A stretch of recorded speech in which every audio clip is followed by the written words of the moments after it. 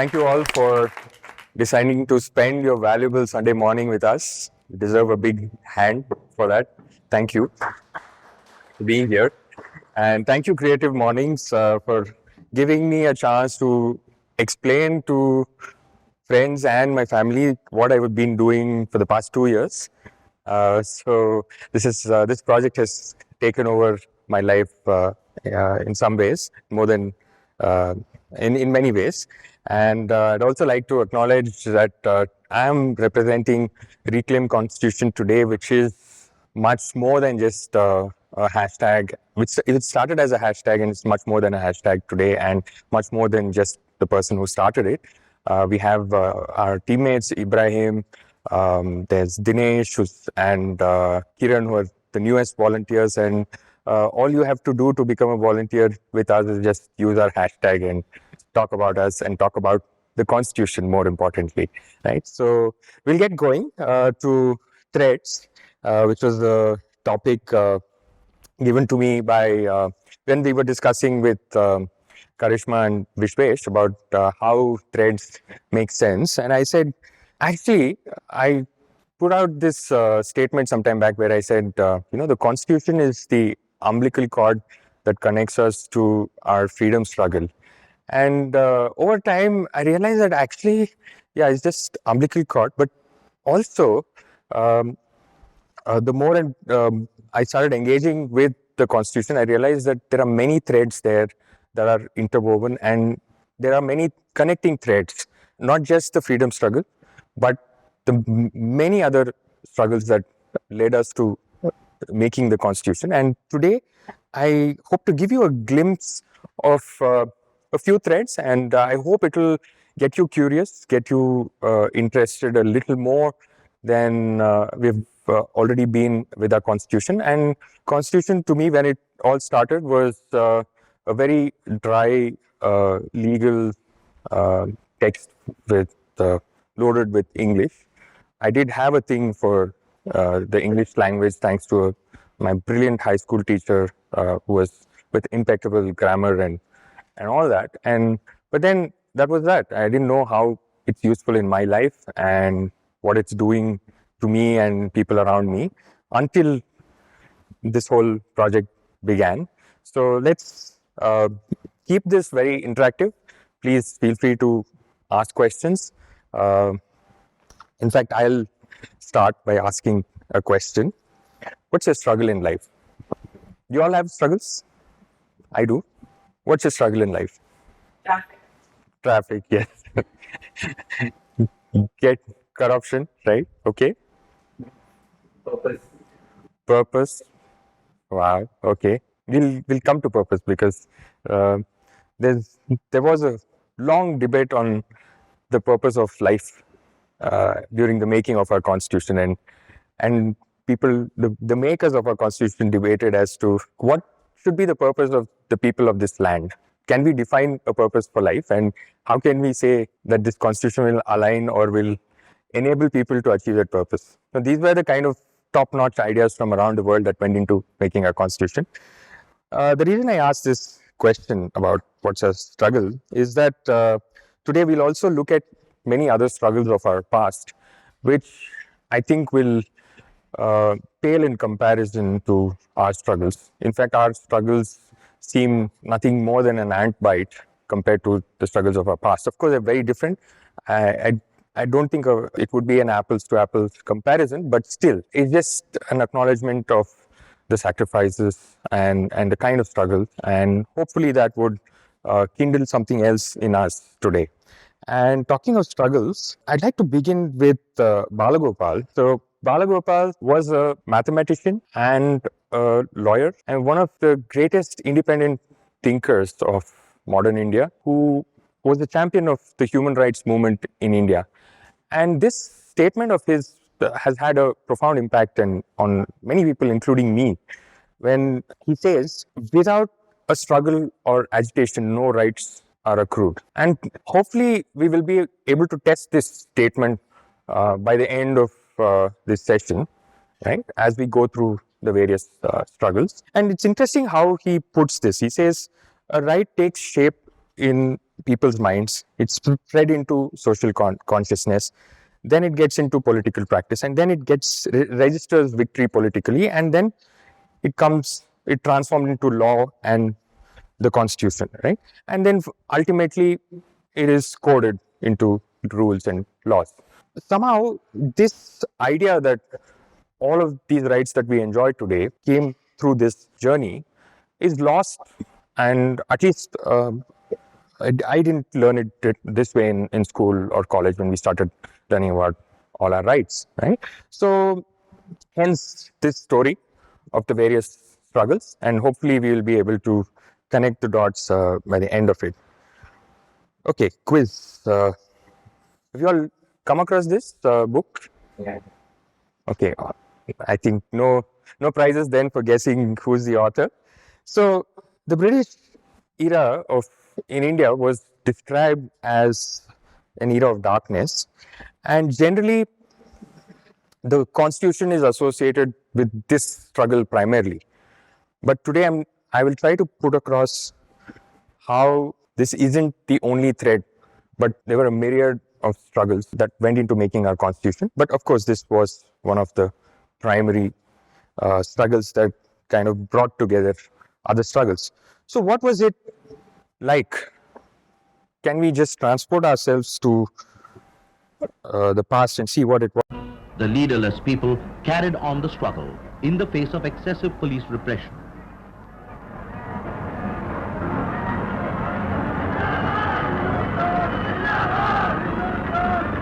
The world took notice. Brailsford wrote in the Manchester Guardian, "To face the lathi charge became an honor and a spirit of martyrdom. Volunteers went out in hundreds to be beaten. They gave a display of discipline and passive courage."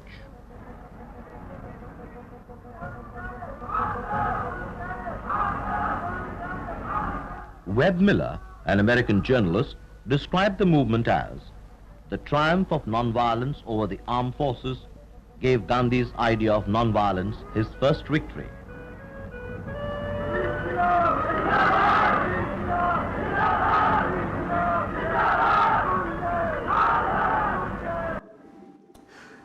Okay, I just realized talking to younger people, school students, that there is such a deep disconnect to this part of our history, because any one of you here who's seen or met a freedom fighter? 3 people, yeah. And I think if we ask this in 5 or 10 years, it would probably dwindle, the number of people who've really heard or met a freedom fighter, to know who are the people who made this country. So all those students in schools and colleges today will only hear from us who have had a chance to meet or interact and hear the stories of the making of this country. So, and what does that mean? And it seemed to me that there's a huge disconnect to the idea of India that was envisioned by the freedom fighters, because today it's so easy to tell a story which could be based in a lot of untruth and propagate it, and sooner enough, if enough people repeat it, it seems to convert into truth. So that's how technology is enabling a lot of untruths to propagate. And in that era, how can we still keep in touch with the facts that led to defining us as a people, as a country? So those are the questions that led to the making of this project. And also added to that was an awareness of how ignorant I myself was about many of these threads. While I said the freedom struggle was the primary mover that led to our constitution, there were many other struggles. Let's see if you can identify this person. I'll give you a clue. He was the captain of the Indian hockey team which won India's first gold medal in the Olympics. If you might be wondering what's he doing here in the constitution, he also was a lawyer educated at Oxford. This is him representing the Oxford hockey team. He went on to become member of the Constituent Assembly which debated and drafted our constitution, and he was the only Adivasi member. And despite all these stellar achievements, do we know who he is? Anybody? Not Dhyan Chand. Is Jaipal Singh Munda. So here's the answer. The fact that he's largely unknown should make anybody question why, right? And that's what it did to me. I'm like, how the hell is this person not known widely? And if you listen to his debates, his fierce debates, even with Ambedkar, all of these are documented, and we'll come to that as we progress. So my question, and this has remained in most schools that I've been to, we've traveled across the country, met thousands of students, including faculty of law, who are not aware of this person, right? So all of this led into becoming this urge to talk constitution despite not being a lawyer, and to tell these stories that it was a set of ordinary people, not necessarily lawyers, who along with Ambedkar built this constitution for us, right? Here's another question. So there's a very famous photograph of Gandhiji, who had to intervene to ensure that this marriage took place because she was considered an untouchable. She was the first woman from her community who clothed her torso. So she belonged to the Pulayar community or Pulayar caste, where women were not allowed to cover their torso, and of course they were considered untouchables.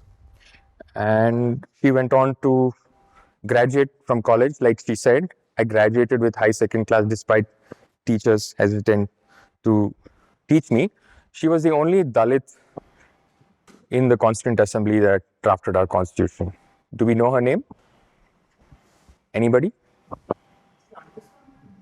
No. Nice. Dakshayani will happen. Again, the question is, why are these stories not widely known? And their stories are so inspiring, and their struggles have unfortunately not in many cases we see that many of our people today are still facing the same struggles that they faced, and it's not that the struggles are entirely different. Although for us, most of us here, it could be traffic and getting up in the morning and whatnot. But there is another India where these struggles are still going on, right? This is another important struggle. Can anybody guess what this incident is?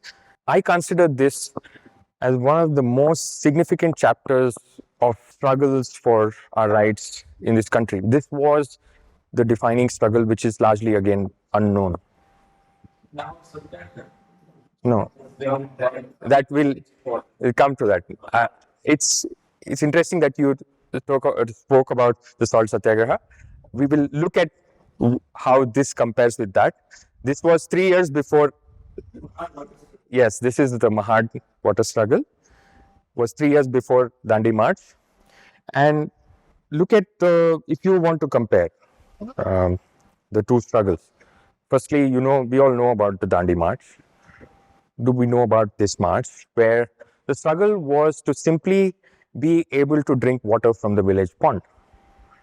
So this was Ambedkar who led a huge crowd of hundreds of people who had gathered in defiance of not the white oppressor or the foreigner, but they stood up against their own people. And it was such a monumental task or effort to even just stand up and say, I'm going to go drink water from this pond, where otherwise, actually this is a beautiful mural. A part of it is cut. You can see here that actually a dog is drinking water. It's missing in this part, but a dog is able to drink water from this pond, but not the untouchable, right? And it's a very powerful imagery. And again, this was 3 years before Mahad, where parallelly this whole struggle for the liberty to just go drink water, right? This was, but then we also have the other struggles. We'll come to Dandi in a bit. I'm sure you can all guess this. One of the bloodiest chapters of our history, Jallianwala Bagh, right? This was quite bloody. So what I'm trying to showcase is just small tidbits of our past, which some of which are very famous and some are very important but not so famous. Then why? The question at the end of it is all why? Why is, and isn't there so much more that we don't know about our own history, and how is it going to change our lives today? That's the question that we're trying to explore. And there are many local histories which are forgotten. I was lucky to meet this freedom fighter when I was in high school. He was my physics professor. Any guesses? S. Narasimhaya, who started Bangalore Science Forum, was a freedom fighter, physicist who met Gandhiji when he was 16, joined the freedom struggle, was jailed in Bangalore Central Jail, spent I'm not sure how many years in jail, came back and then went on to study nuclear physics at Ohio and returned to build what is today National School, National College, Basantgudi and Jayanagar, and largely responsible for what Bangalore University is today, the whole Jnana Bharati campus. And he was, at that point, any IT folks here, software guys? Yeah, okay. So just imagine this in 70s and 80s, when he was the champion of the science movement. Bangalore Science Forum has a record of running the longest series of continuous lectures every Wednesday. Been running for over 50 years non-stop through COVID as well. Started in sometime in the 60s. So these are places. There were times when Nobel laureates would go to Bangalore Science Forum first before going to IISc, and that was the history of science in Bangalore. And also, another very interesting aspect was he was part of a group which included Carl Sagan, Marvin Minsky, Watson and Crick, Carl Weinberg. These are all many Nobel laureates and the foremost science communicators of the modern age. And he was one amongst them. And the question again is, forget the rest of the country, even much of Bangalore don't seem to know who he is, and hasn't quite utilized the efforts that of people like him to build one of the biggest science communities in the city. And many of his students today are the top brass of Silicon Valley, people from National School, National College, and Bangalore University, right? So yeah, so again, why have we forgotten is the question. We'll come to another interesting person. This is one of my favorite things to do. Have you all been to the most famous road in Indiranagar, 100 Feet Road? Yes. Right? But it has an actual name, right? Do we know the name of that road? Okay, let's see.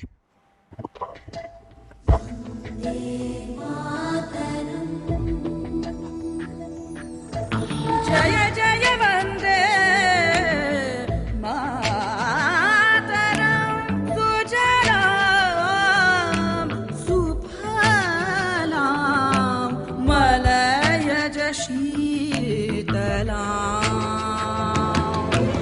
Sujalam Subhalam Malaya Jashitalam Shashamalam Mataram Sujalam Subhalam Malaya Jashitalam Shashamalam Mataram Shubhra Jyotsna पुलकितयामिनी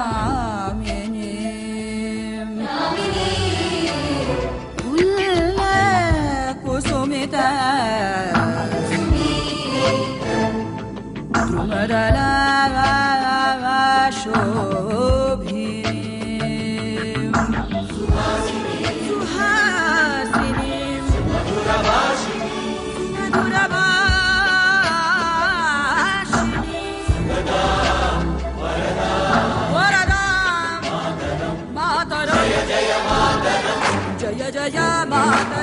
Jaya Jaya Mataram, Jaya Jaya Mataram, Jaya Jaya Mataram, Jaya Vande Mataram, Jaya Jaya Mataram, Jaya Vande Mataram.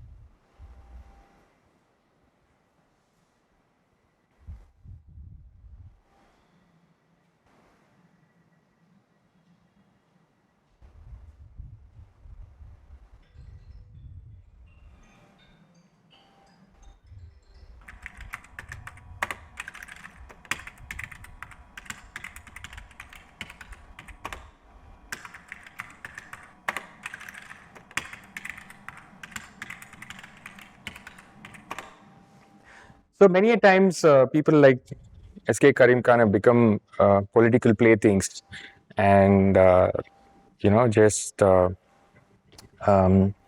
they prop up close to the elections, or whenever there's a need to create unrest. And when you look at their contribution, and we've been fortunate to have his grandson, who's also part of our team. He's not here today, Tanvir, but we hear so many stories of how, particularly Karim Khan, was able to connect to the common person, traveling by foot, collecting and documenting the folklore and folk traditions of Karnataka, and he used those folk tunes to inspire people to join the freedom struggle. And particularly in Karnataka, the Shivapura Satyagraha is the first resistance, not just against the British, but also the monarch.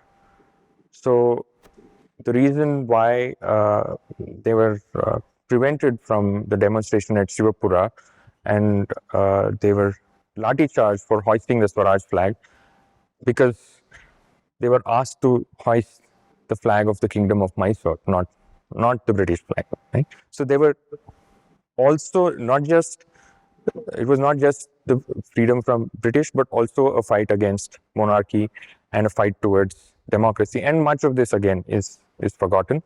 So next time you're on 100 Feet Road, hopefully you'll call it SK Karim Khan Road. There are boards all over the road, and we have requested Google to change it, but hasn't happened. So of course, this is the famous Dandi March, and it did actually shake the British Empire. But here, the question that I would like to put forth is, how did this capture the imagination of such a large population, while something like Mahad, which was much more simpler to just go drink water, was as important as salt. But can we just have a look at it?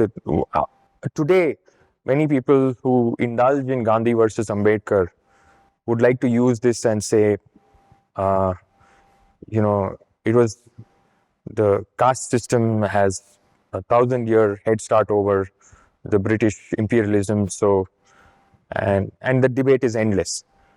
But just to give some facts, when Mahad Satyagraha happened, there was a shamiana put up to for the gathering, and there was only one photo there, and that photo was of Mohandas Karamchand Gandhi in 1927, when he was still not the Mahatma or the big leader. So if you can imagine Ambedkar putting Gandhi's photo there, and much changed after that. This is all well documented, right? Much has changed. His thoughts about Gandhi and Gandhi's ideas changed. And similarly, if you look at how Gandhi's thoughts changed from South Africa. So incidentally, when Gandhi came to Bangalore first in 1915, he visited the RBNMS institutions. And I'd like to acknowledge Raghu, who's here now reviving the heritage of RBNMS, which goes back to such a important part of our history. And the family of RBNMS donated their jewels to Kasturba Gandhi for Gandhi's struggles in South Africa. Right? Who would have thought? Right? And then just imagine how, if you also, we also heard of how Gandhi's idea of race changed. I mean, it was even how it was largely his discomfort for him as an Indian not being treated equal to the black. That was his discomfort, but he did not care whether the black was being treated like how they were, right? So they were, but his ideas changed over time, right? And like all great people, they evolved and admitted their shortcomings and admitted their flaws and ultimately strive towards a better society. And I think this is a great example of Gandhi and Dandi March and Mahat to understand how both have shaped our constitution. It's not just the struggle against the British that gave us the constitution, but if you look at how Ambedkar's thought process was defined by each of his struggles, and ultimately, if you simply look at the words in the preamble, which pretty much is the sum and substance of our constitution, or some people even call it the soul of the constitution. And I would like to quote Professor Upendra Bakshi, one of the foremost scholars of the Indian constitution law, who says that the constitution of India is a massive footnote to the preamble, right? And that is how, even if you read the making of the preamble and the drafting of the preamble, in fact, until a recent book by Akash Singh Rathore, much was unknown about what it led to the making of that particular page, which is perhaps the single page that's easiest to connect with the largest set of people, right? So the constitution did take quite some time to come into being, and all the threads that I showed went into defining our constitution. These were just a few selected threads, but if you dig further, you will realize that some great thought has gone into making this constitution. And I'd like to put forth a few, if you can just look at the quality of debate, quality of thought, and perhaps even compare to the kind of debates that happen in Parliament today, and look at where we are, right? So these were the people who were instrumental in making the constitution. There were 15 women, again, largely unknown. You'll see a bit of them in the posters and the postcards that we have. Apart from this, there were three people from the Mysore state who represented this part of the country. H.V. Guruva Reddy, K.C. Reddy, who went on to become the first Chief Minister of Karnataka, and Kengal Hanumantraya. Right? So these were the three from Mysore state in the Constituent Assembly. But look at the ideas. I mean, let's look at what finally led into the to making of a constitution. Right? Let us leave aside slogans. Let us leave aside words which frighten people. Let us even make concession to the prejudices of our opponents. Bring them in so that they may willingly join with us on marching upon that road, which, as I said, if we walk long enough, must necessarily lead us to unity. So thanks to some wise people who decided to record the proceedings, we have valuable clips like this in the Prasar Bharati archives, and also some from the British archives which we managed to recover. So please do feel free to go explore. So this was around 1946, so much before we declared to be ourselves as an independent nation. The making of the constitution had already started, and if you read the book People's Constitution by Rohit Day, you understand that it wasn't just the luminaries like Ambedkar who simply drafted it overnight, and it was Ambedkar's vision and genius to incorporate the various ideas that were sent by all these representatives. And interestingly, there's another book that's going to be coming out soon where there were thousands of letters written to the Constituent Assembly by ordinary people without any solicitation. So they sent it on their own accord, and it's individuals, school children, tribal communities, priests, people of various classes. Many villages held their own referendums, drafted a letter and sent it to the Constituent Assembly to say, this is a country I want. And it's fascinating that how much our the people of our past had a sense of belonging to this document, and they already were aware. And imagine 1947, you would think much of this country was illiterate. And so what does literacy have to do with an understanding of society and what we are going to be transforming into as a country, right? So it's amazing how deeply the ordinary person was involved and engaged in the making of this brilliant document. And today there's much larger disconnect, and that is one of the reasons why we exist, trying to popularize and build a culture around this constitution, to just look back at our past and say, can we relive, can we reimagine this and reimagine our lives along with this document now, which is being celebrated for completing 75 years, right? And nostalgia does serve some purpose, and sometimes when we show these clips, and we all I do this with school children, when we say, when do you celebrate your birthday? Everybody says, yeah, midnight we do this celebration stuff. And it's like, I go like, okay, can we imagine what it was at midnight when this country was born? Do we like to celebrate this country's birthday also at midnight? And so many had didn't even have that imagination, and thankfully we have some footage. It is the night of August the 14th, 1947. The auspicious moment is on its way. In every house throughout the land, the lamps of good fortune are lighted to illumine the path to freedom. Large numbers have foregathered in every Congress house. And in New Delhi, the Constituent Assembly is in session. Babu Rajendra Prasad, the President of the Constituent Assembly, during his speech, had this to say: I want, on behalf of this Assembly, to assure all the countries of the world that we wish to be friends with them. We hold no enmity against anyone. While Pandit Jawaharlal Nehru said, अच्छा है कि हम इस वक्त खास तौर से इस बात को याद रखें, इस आज़ादी के दरवाजे we पर stand on the threshold of freedom.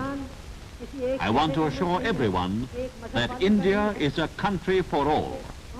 It does not belong to any special community or religion. It belongs to all.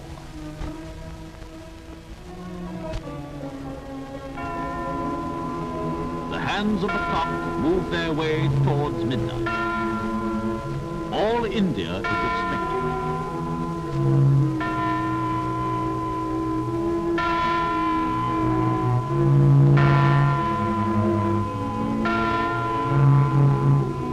Priests throughout the country chant prayers and invoke God's blessings for the newborn nation. And the flag of India, our flag, the tricolour, is unfurled. The Constituent Assembly rises and stands in silence for 2 minutes in homage to those who gave their lives to win freedom. Jai Hind. Victory to India. So yeah, while the constitution was being made, we declared ourselves a free country, and there were a couple of important moments when, and I'm sure there's one that we'll see now. You probably might be aware of. There's something else that happened immediately after this. Let's see at what if we all know about it. Long years ago, we made it with destiny, and comes to redeem our pledge, not only or in full measure, but very substantially. At the stroke of the midnight hour, when the world sleeps, India will awake to life and freedom. A moment comes, which comes but rarely in history, when we step out from the old to the new, when the day ends, and when the soul of a nation longs for peace, finds utterance. It is fitting that at this solemn moment we take the pledge of dedication to the service of India and her people, and to the still larger cause of humanity. Isn't that beautiful where we're declaring ourselves a country who's not just for ourselves, but would dedicate ourselves to the larger cause of humanity, right? Where is that today when we're seeing children being butchered in Palestine? And when, as a country where we officially uh, took a stance to support the cause of Palestine, even today, on paper, we still stand for the cause of Palestine. But does it reflect in our actions or even thoughts, for that matter, right? And this is the departure I feel that we've had from the founding of this country. And I'll come to another question, right? So this happened, the first famous words uttered in independent India. Can you imagine what would have happened immediately after this speech in Parliament House? Have you heard of any incident that happened immediately after this? No, like imagine it's midnight, 15th August, Nehru speaks, and what would have generally happened in the ceremony? Before we get into all the law business and all, as a ceremony. Right? So yeah, of course, everybody's happy, joyous, and all that. So there was national anthem, fine, but just after this, the first flag of this country was presented. But do you know who presented it? And there's a history behind that. So there were women of this country, women freedom fighters, were asked to go source the yarn, which is of khadi. There were two flags that were made of khadi silk and khadi cotton, and it was all woven together. And by then, we had already decided and adopted a flag by 15th August 1947. By the way, we all have a flag day. Are you all aware? 22nd July is our flag day, when the Indian flag was born. And they took a whole day the Constituent Assembly debated about the flag. And there were many brilliant thoughts about why this flag, and and the deep significance that it has, the design, the colors. Can someone tell me what that flag means? Something like white peace. Right. I think Prosperity and sacrifice. Yeah, this is the same story my grandmother told me, but unfortunately, it's just a figment of somebody's imagination, which has propagated over generations. And when I was enlightened to the actual discussion that happened while making the flag, I felt ashamed that I did not know much about my own flag, which is so beautiful. So here are a couple of excerpts on that day. There were many more. I've just chosen two. Right. This is Jerome D'Souza talking about the flag on 22nd July 1947. Says, better than most people, I take it that our people understand the meaning of symbolism, ritualism, and the significance of hoisting this flag and all that it stands for. Ours is a very happy and singularly well-conceived symbol of harmony, of color, with its unique idea of a circle in the center into which such wealth of meaning can be concentrated. Nothing could be more appropriate and admirable than this circle to represent those spiritual values. This is the symbol with which India will continue its fight. May I be permitted to say that India will continue its struggle also for peace, and that just as her soldiers will be encouraged and uplifted in all righteous warfare against unjust enemies, so also this flag will stand as a reminder of our love for peace. May it also help us go forward in all righteous work and see that all social wrongs are righted.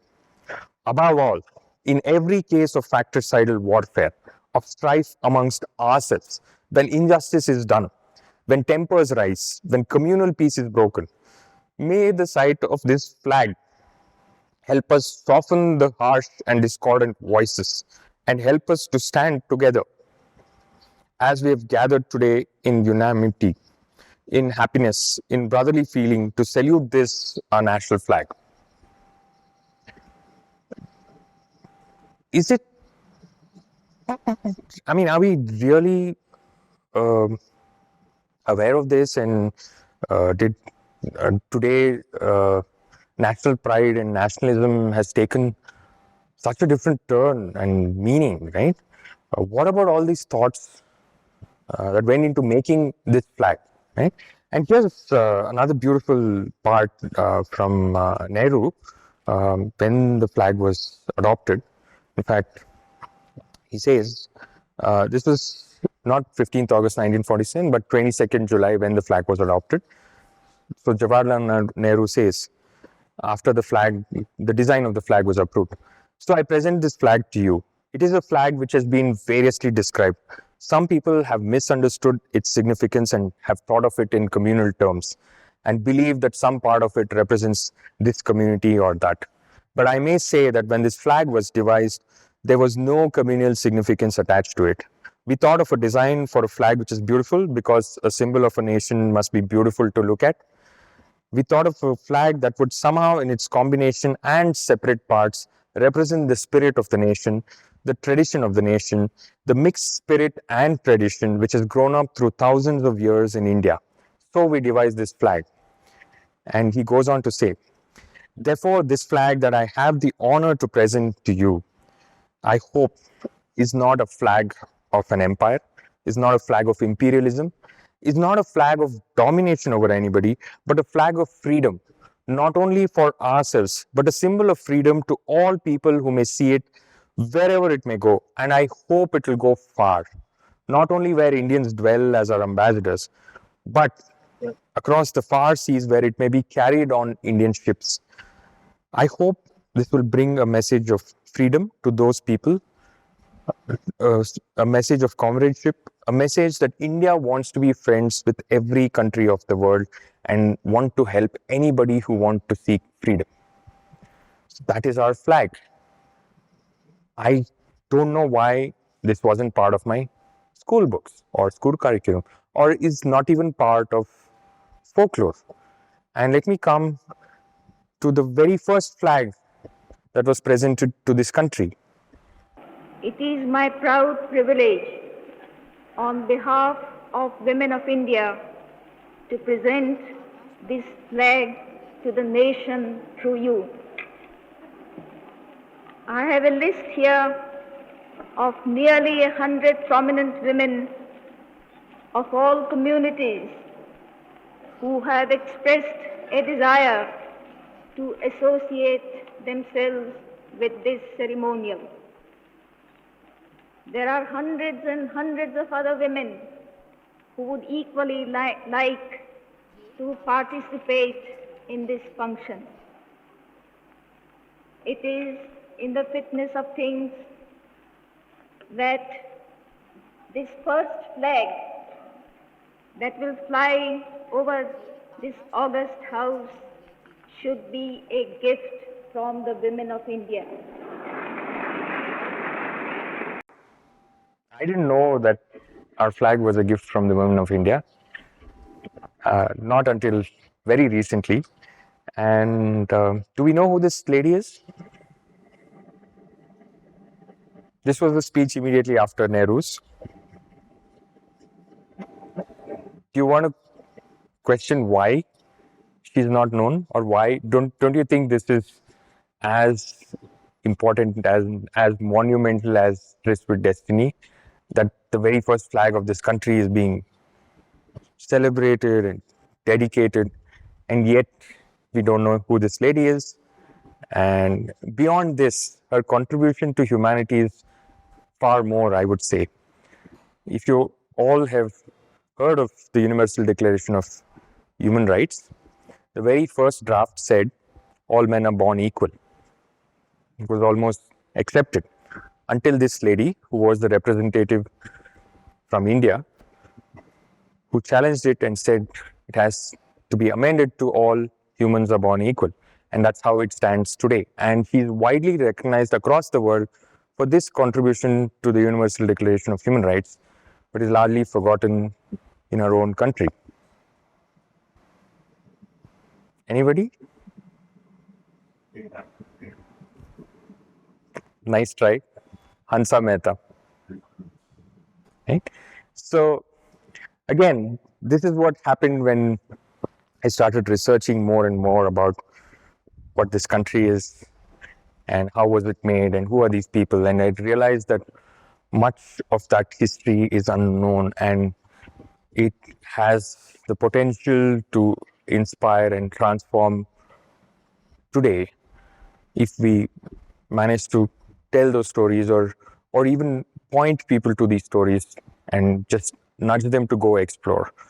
And there's so much that it will it's also fascinating. I mean, the kind of, again, I tend to look at these struggles and compare it to the struggles today, and it just it's mind-boggling how they overcame all these struggles to build this beautiful document.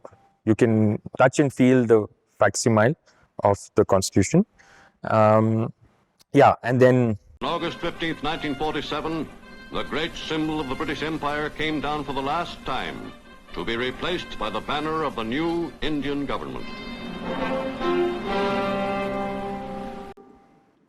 right, and then by 1949 we had this beautiful Constitution ready, and now you'd wonder, and I think it still is the lengthiest written Constitution in the world.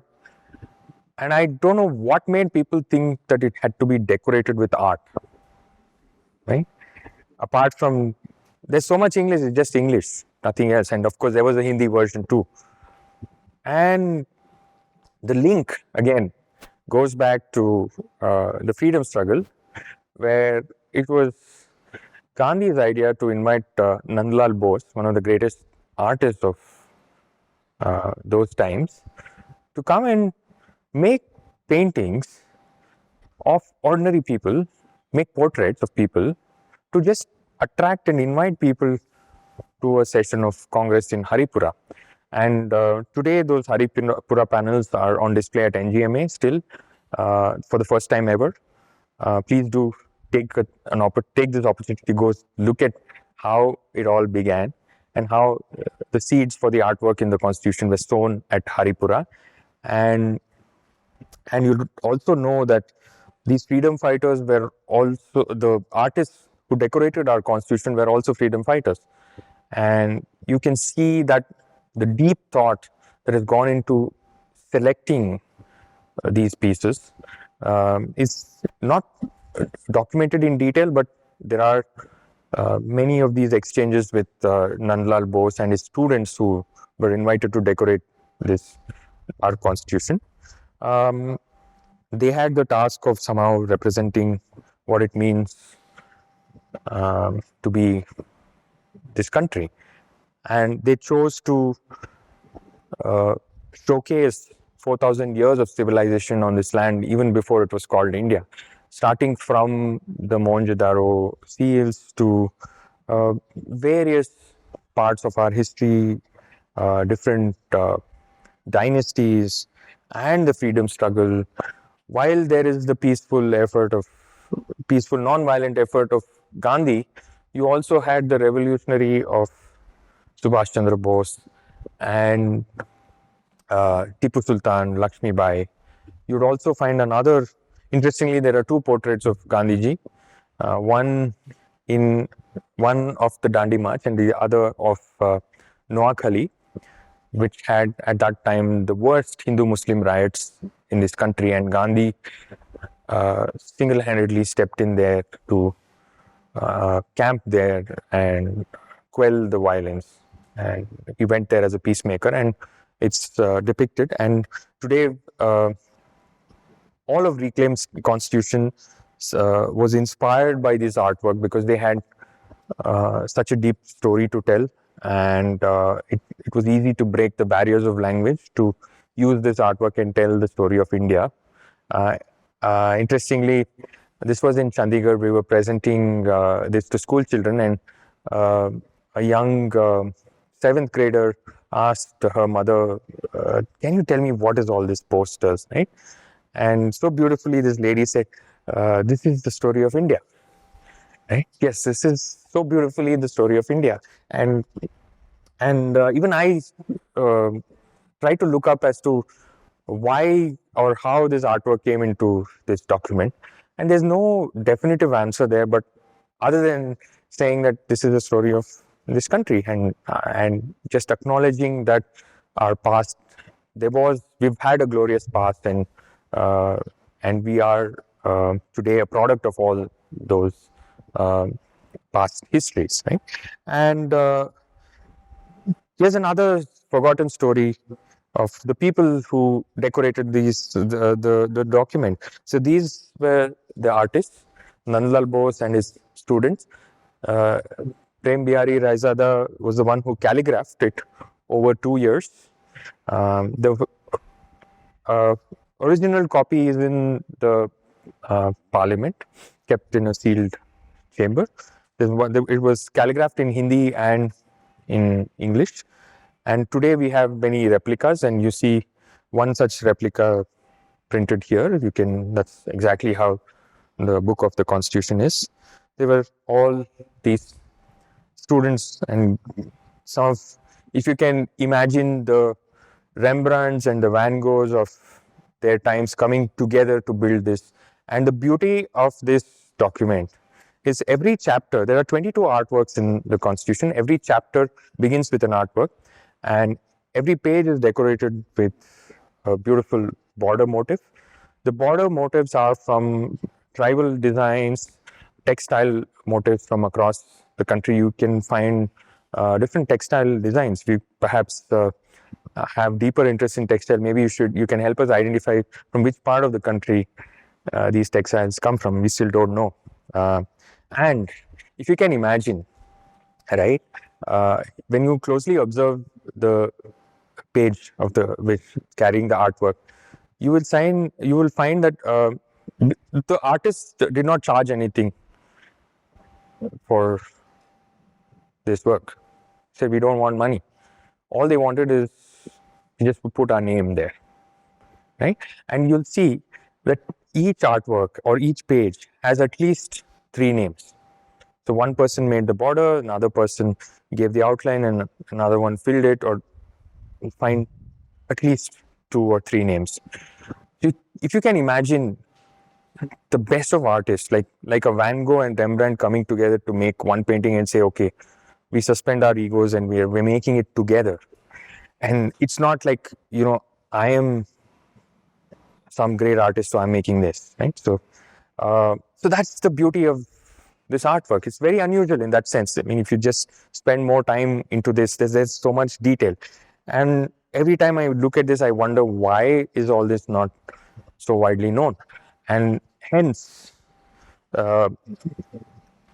somewhere around 2019 there was so much talk of constitution and the preamble was there everywhere, on the streets, in the newspapers, and that led me to go dig deeper and try to understand more about the constitution.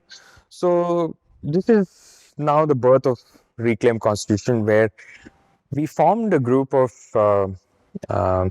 friends who nudged our lawyer friends to say, can you tell us more about this constitution? Why is everybody talking about constitution? So we formed an online group which we met once a week to just discuss constitution, and we realized that the lawyers have a tendency to speak in a language that's very comfortable to them, and which is not quite easily relatable to the common people. And that's when, that group, we said, we're going to take all these learnings from these lawyers and try to communicate it through memes, cartoons, and videos, and all of that. And in that exploration, I stumbled upon this Constituent Assembly debates, which is about 10,500 pages in 12 volumes. That's the Kannada version, though. So thankfully, we have a digital version, which took about 6 to 8 months to research and pick up some gems which are reflective of our current day reality. So those are the posters that you see, and thus Reclaim Constitution was born with a set of postcards to be able to tell everybody about what this constitution is, what's the meaning of India, what's the spirit of this country, and just use the words of our freedom fighters and let people engage with it and dig a little deeper, or nudge them to dig deeper. And what happened after this has been a roller coaster ride, and I mean, none of us had any clue this would go places that it has been to. We started with getting people to write postcards at Cubbon Park every Sunday, and at bus stands, at railway stations. We would go just talk to people and say, this is your constitution, these are the artwork, do you want to write a postcard to somebody? And we ended up sending postcards to a judge. So there was a judge who was appointed, who couldn't, and there's nothing much you could do to a judge, right? What can you do? You can't, unless they are impeached by process which we have absolutely no control over. But then we said, okay, why not tell this judge that this is what the spirit of the constitution is, and we hope that you will abide by it, right? And this was because this person who was appointed as a judge had spoken of many unconstitutional things, and I mean, it was very disappointing, right? Then we had quizzes, started engaging with young people, moved to tribal areas, and from postcards, one of our friends, Yash, who was a student at Srishti School of Design, who came up with this concept of a tote bag, and then we carried it forward, and it became a thing across schools and colleges. And slowly we had volunteers come in, help us pack these bags and ship it to people.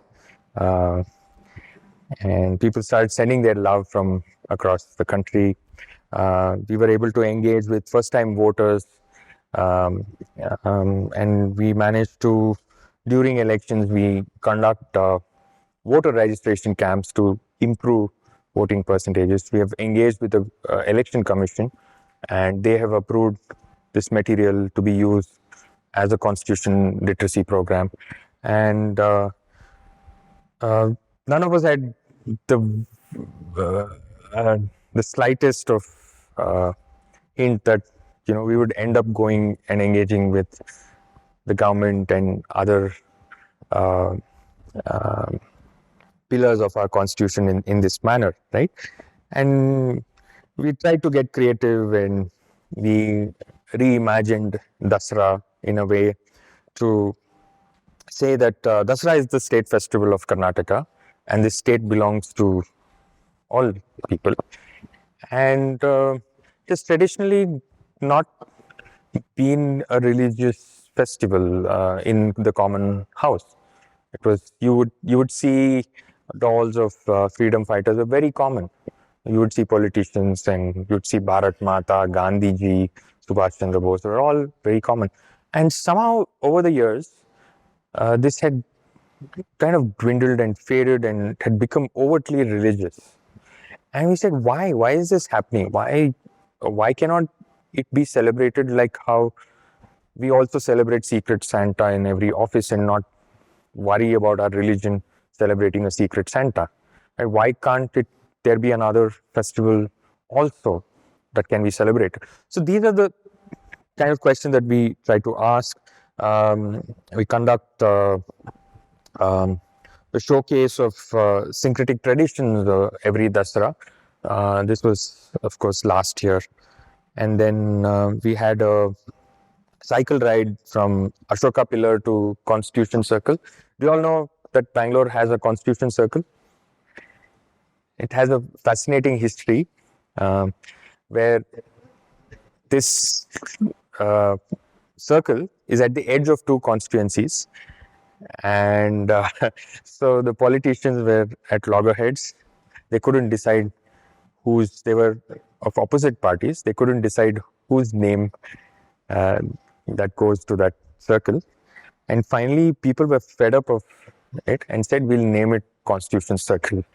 This is at the heart of Yeshwantpur, just after Indian Institute of Science. You'd find a circle under the flyover.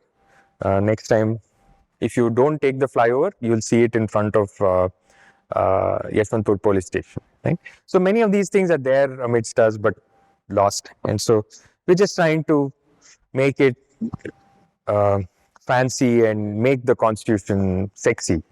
Right? So we've been traveling across the country, talking to young people. This was the Republic Day celebration by students. They marched around Shivaji Nagar. These are students of RBNMS school who wore these t-shirts, and you can imagine a sea of blue flowing through the roads of Shivaji Nagar with thousands of preambles. And that was in India Habitat Center, Delhi. We've been engaging with students. Little did we know that we'll end up also working with the central government, where the India Post has officially released our postcards. What you can see here is also available with India Post. They released it this Women's Day for the founding mothers of our constitution. Those are the postcards. Election season, a lot of people showed their love on voting day and used these photographs online to get more people to just send a message, right? And we had this person who's the captain of the blind cricket team who won 2 World Cups. He's from Bangalore. His name is Shekhar Nayak. He works at IIMB right now. So he was with us leading the preamble reading for Constitution Day, International Day of Democracy last year. We gate crashed into a student elections in Kerala, and we got both sides to come and say, use this preamble to canvass. And a couple actually used these tote bags as their wedding gift. And once when we were in Hyderabad, we had these couple, they made a preamble printing, which we will all print later today. They made it into a pre-wedding shoot. We ended up printing preambles at Vedant Sauda just recently. 2000, that's our teammates in the traditional Gaur Banjara dress. Yeah, I mean, we didn't know that one day we could just go put up our hashtag in front of Vedant Sauda. Then we have our youngest volunteers who are working. So this has been Reclaim Constitution so far. And just to give a glimpse of what we'll be doing next, and we can have questions post that.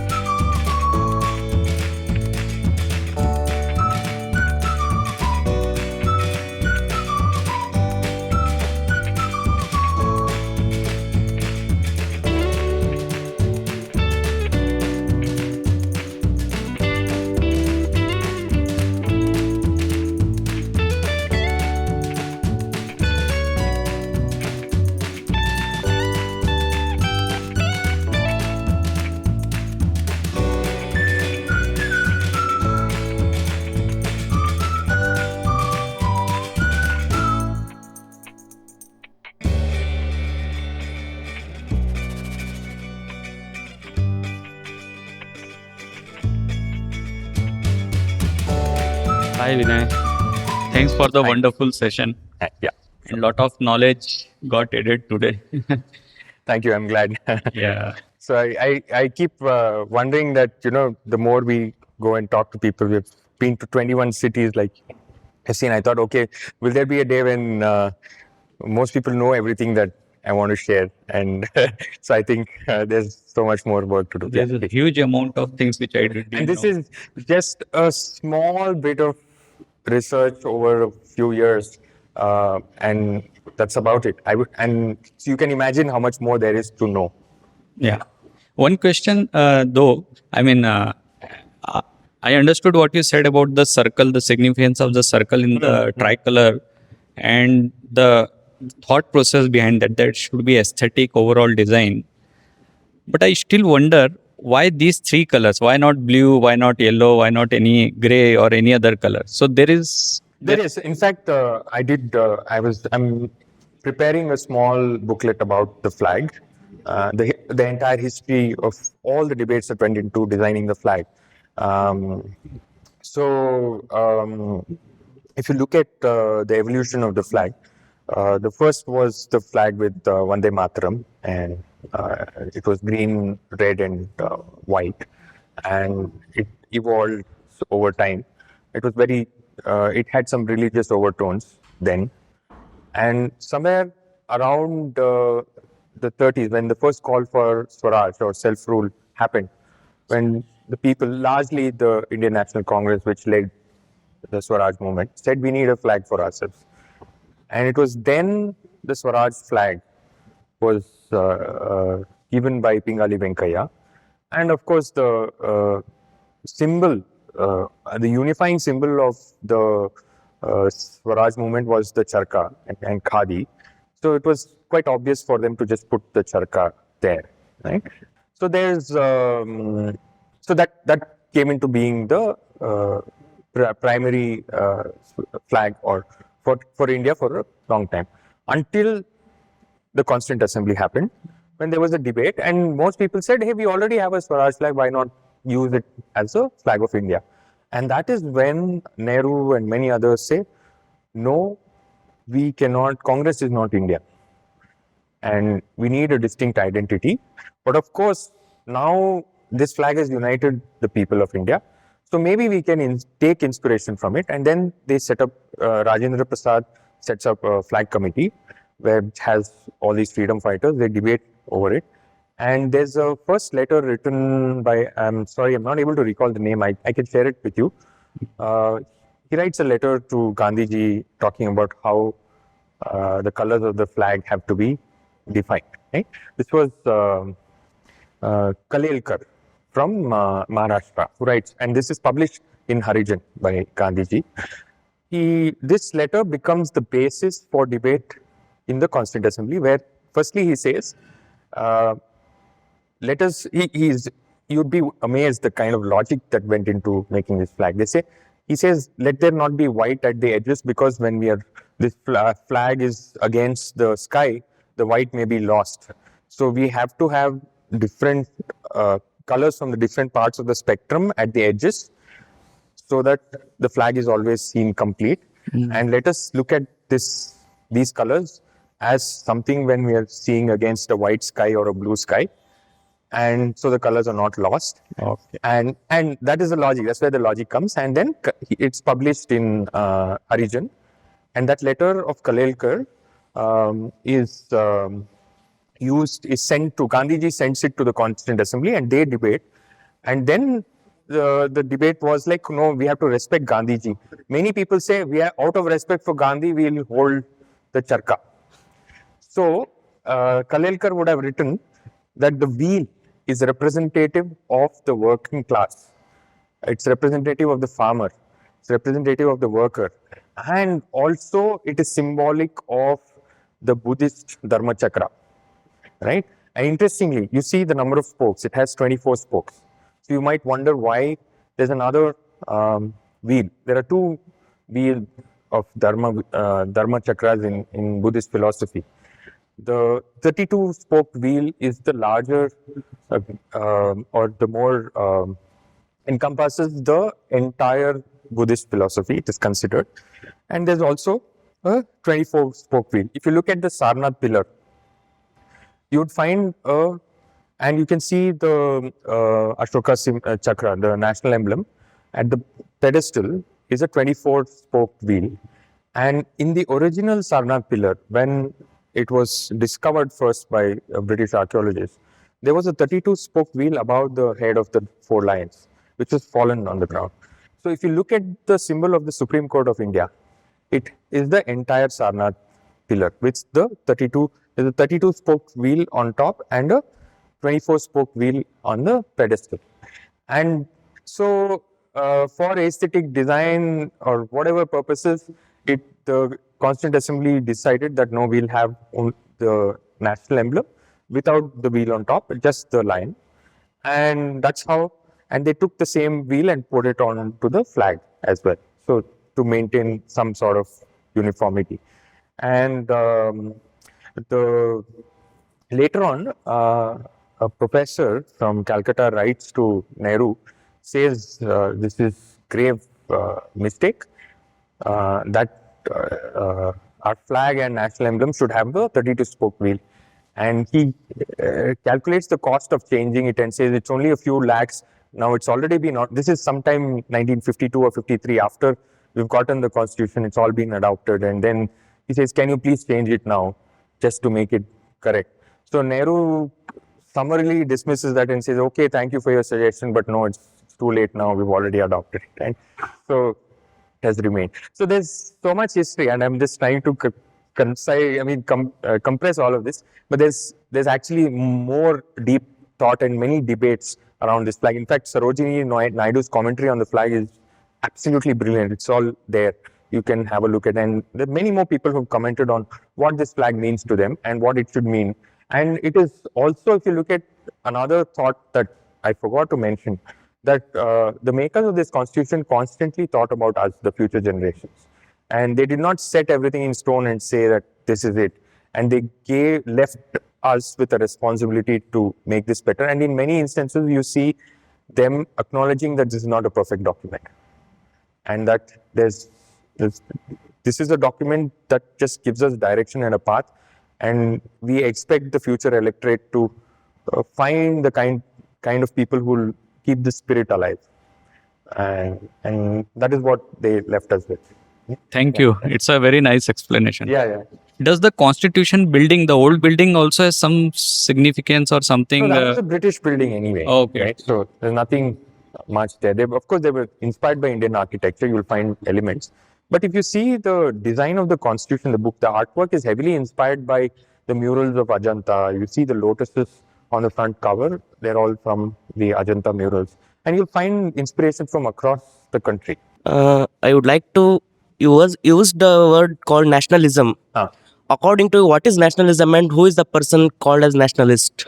Okay. No, this is a very tough one. I don't think there's any right answer to that. So off late I came across something called the difference between a patriot and nationalist, right? So I mean, this is not an exact answer. I mean, this is what something that I kind of somewhat agree to.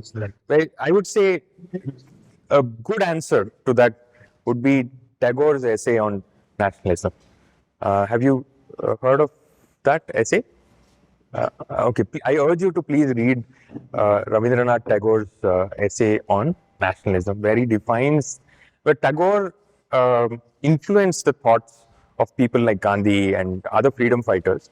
And he was of the opinion that he didn't believe in boundaries. For him, even national boundaries didn't make any sense. He says we are humans, and what's all these artificial boundaries which you are drawing, right? Those were also the kind of thoughts that built this country. And imagine the irony of it all, that finally his poem is our national anthem, right?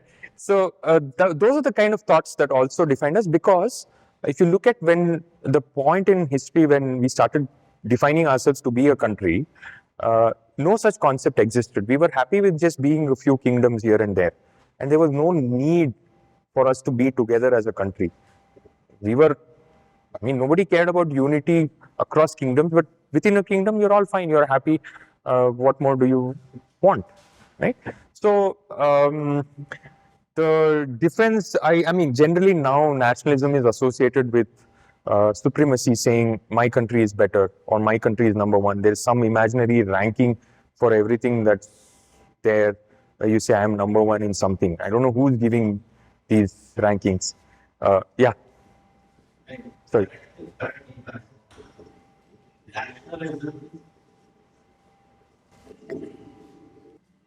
Yeah, correct me if I'm wrong. Nationalism is like saying that whatever my house does, my country or my parents do, that's the best. Don't ask any questions. Patriotism is like, yes, we are all working towards that common goal. We might be correct or we might be wrong. So if we are wrong, let us correct it and then try to move to a beautiful path.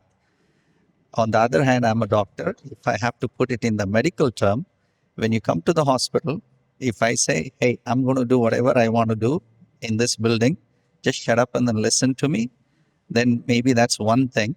But the other thing is, no, I know this is your health. I want to help you with whatever experience I have. I'm trying to help you. Please participate with me. So there is a difference. Yeah, thank you. Thank you. Great analogy to health. It's easily relatable, and that's been our attempt to talk to people about the Constitution, and especially being non-lawyers. We have a cardiologist who's part of our team who also talks Constitution. So, yeah, please, yeah. What made the whole Indians to unite against British? We are divided. There were no social media to unite. What one factor made unite India? Yeah, so you'll be surprised to know the number of people who actually participated in the freedom struggle is just a small percentage of, largely comprising of the elites, right? Otherwise, people like Ambedkar had their own parallel struggle, not necessarily against the British. They were struggling to be even treated as humans, equals first. And if you go one step further, look at the struggles of Jaipal Munda.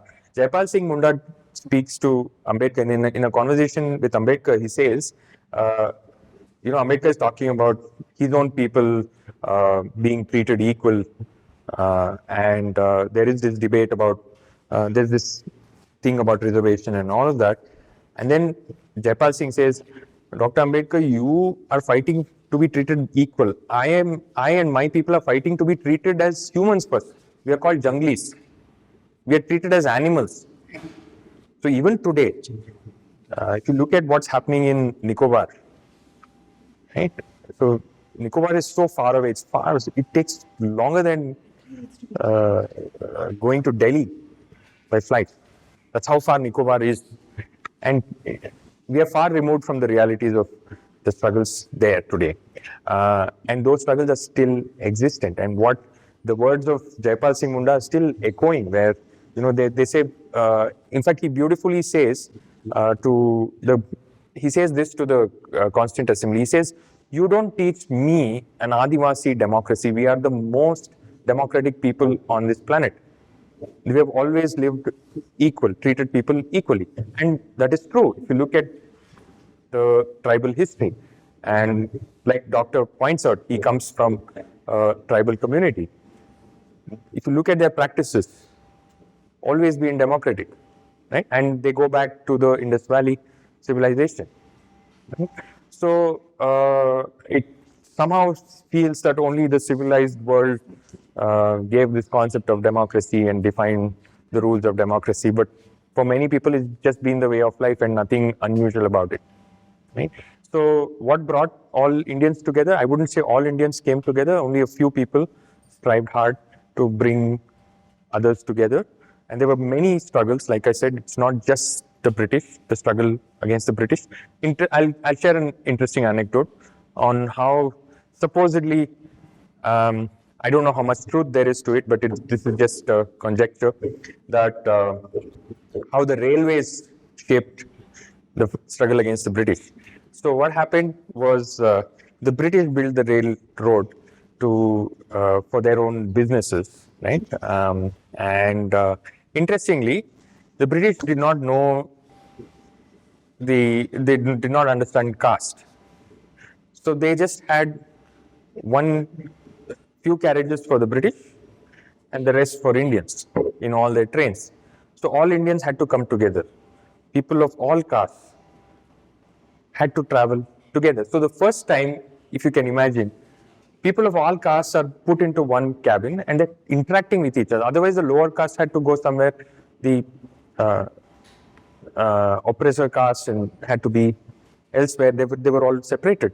So this somehow led to Indians uniting, interacting together. And it's fascinating. I mean, I didn't think of it this way, but there are many anecdotes that the railroad actually united people, Indians, and they started hatching plans to say, how do we bring the British down? So that's just one example. Hi, Vinay. Thank you for the lovely morning. It's truly been creative. One thing that we've seen more today, besides the Constitution, I'm a lawyer and I have not known so much about Constitution. One thing that we've known more today, more than the Constitution, is your passion about it. So the least, we refer to it every day. The least I would be about the Constitution of India is being passionate about it. Like, very frank. What is your why? I fail to understand. What is that, made you so passionate about it? What is your why? Yeah, I've been trying to find out this question for myself. And I would say, to me, if not for all this that I've been doing in the past 2 years, it's kind of taken over my life. I would, given a chance, there's only two things that I want to do in life. I'd be doing science and music, and I don't care about anything else. Right? I'm a scientist at heart, and music is something else. That music is my oxygen, and this just happened over time. And to me, the greatest influence has been Professor H. Narasimhaya. I met him when I was in 8th grade, and I would go to National Bangalore Science Forum, where I did not know whom I was meeting, but then I have met. I think at that point, U.R. Rao, Abdul Kalam, a few Nobel laureates. There was, the who's who of Indian science would just come and casually talk to you like that. Like I was a kid, and imagine there were spaces in the city where you could just go say hi and have a chit chat to understand what's this cutting edge science and how science is impacting humanity. And and then there is this person in a khadi kurta and dhoti, living in a room, who's talking nuclear physics. And I was like, wow, I mean, it's all you need, like you, right? So, I mean, he's been a huge influence on me. And of course, growing up, somehow, I don't know, I mean, that's a large influence. And over time, also, I think that era of growing up and hearing stories from my own family, my distant family members took part in the Vidrashvata resistance, which is called the Jallianwala Bagh of the South, which is just about an hour and a half on the Hyderabad highway. Just just after Chikballapur, you'll find there is a memorial there even today. So that was one of the first instances of flag resistance in this part of the country. Right? So yeah, I mean, all of this just added somewhere, and more than that, I think I'm also influenced by people like Carl Sagan. And if you watch The Pale Blue Dot, I think that changed my life. I mean, a small video of a description of one photograph of a satellite, right? Of a spacecraft, sorry, not a satellite. And that's all you need to understand, like, why, what are you doing, and what's the purpose of life? And then over time, when I stumbled upon the Constituent Assembly debates, I mean, I couldn't understand. I mean, I couldn't fathom like the kind of depth that the people had. For example, there's one quote by Govind Vallabh Pant where he says, we take the best of the understanding of humanity and philosophy from the people like H.G. Wells. So can you imagine H.G. Wells, who's a science fiction writer, who also, of course, wrote about philosophy, has influenced the Indian Constitution?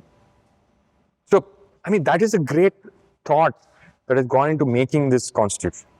And of course, and largely my own ignorance. And then when I start talking to people, everybody thinks, oh, this is fascinating. I said, then why is it not known? I said, I can simply keep on going about this story. And that's how it all started. Thank you.